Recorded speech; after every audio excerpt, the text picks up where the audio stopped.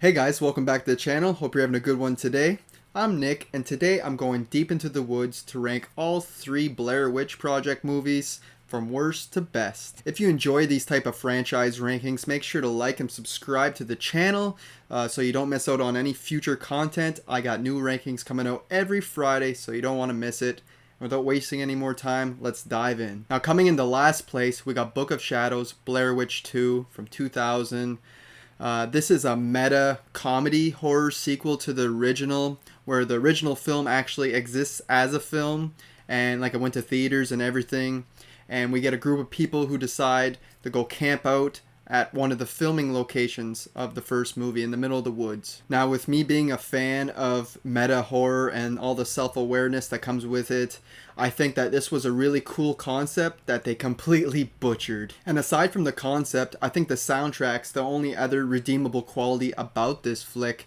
It's a very industrial nu metal soundtrack with like System of a Down, Rob Zombie, Marilyn Manson, and it's great, but you don't want that in a Blair Witch movie. It has no right to being in this movie. It's like, or in this franchise. Most of the movie doesn't even take place in the woods, and there isn't a shred of tension or atmosphere to be found. Instead, we get these weird visions and hallucinations, which just comes off as cheap and bizarre, and even a bit confusing at times.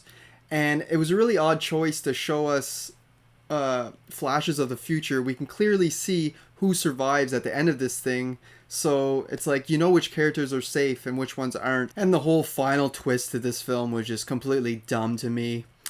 Overall, this is just a mess of a sequel, and it's a real frustrating entry in the series. Now, coming in the second place, we got Blair Witch from 2016.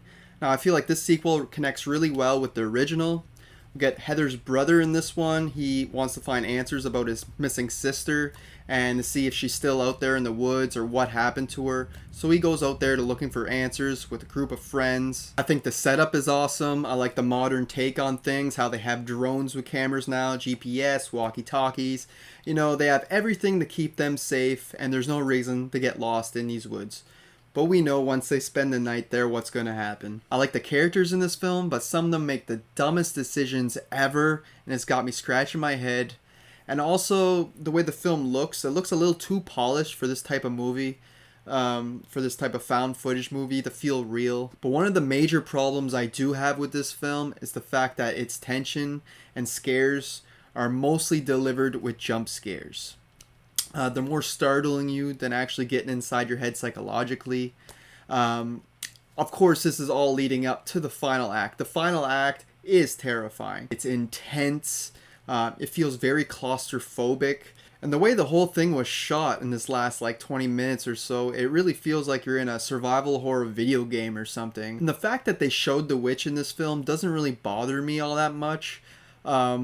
It's only done briefly, and I feel like they kind of had to give us more in this sequel, where the original, I think it really worked not showing her, but you know, after we get one film like that, you can't really do it over again. This is a decent modern horror flick, but honestly, I feel like it's going to be forgotten over time. It's not going to leave a long-lasting impact on people. But easily coming in the first place is the Blair Witch Project from 1999. This is one of the biggest found footage movies ever made, and for good reason. It may not have been the first, but it definitely put the genre on the map. With its low budget and the way it was shot, it really gives you that sense of realism where it feels like this could have actually happened. And it didn't help that they had all the myths and rumors surrounding this film on its release.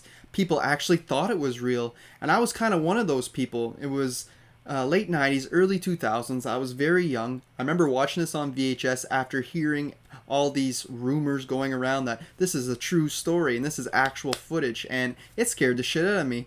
Like, and that never really left me, knowing that even though now I know it's fake, since there was a time I thought it was real, that's always kind of in the back of my head. And as I mentioned, even watching this now, it still gets under my skin. It still makes me feel uneasy, and that's due to its brilliant use of atmosphere and sound design. Like they slowly crank up the tension with every scene. It's a kind of a slow burn, but once it starts going, it does not stop, and it just keeps escalating and escalating right till the final act. Each night that these characters spend in these woods, it just keeps cranking up the tension more and more, and it's really due to the fact of the fear of the unknown. We don't really get to see much in this movie. We see like piles of rocks and different things like that, but we don't get to see what puts them there. And it's that fear of the unknown that really gets under your skin. Two things: that never seeing the witch, and the fact that they're lost in the woods, which is another common fear that people have. And I feel like it deals with both those fears 100%. They couldn't have dealt with those two fears any better in this film. The concept to this is super original, and the cast really sell their characters. The main girl, Heather, can get a bit annoying throughout the course of this film, but I feel like she redeems herself by the end. And you really get to know all three of these characters so well by the end because we spend so much time with them. I don't even really consider this a film. I consider it more of an experience. And it's definitely a classic in my book, and that's why it easily comes in the first place. So there you have it, guys. There's my ranking on all three Blair Witch movies. I hope you enjoyed it. Let me know down in the comments which is your favorite, your least favorite. Have you seen them all? I'd love to have a discussion with you in the comments section. And until next time, guys, thanks for watching.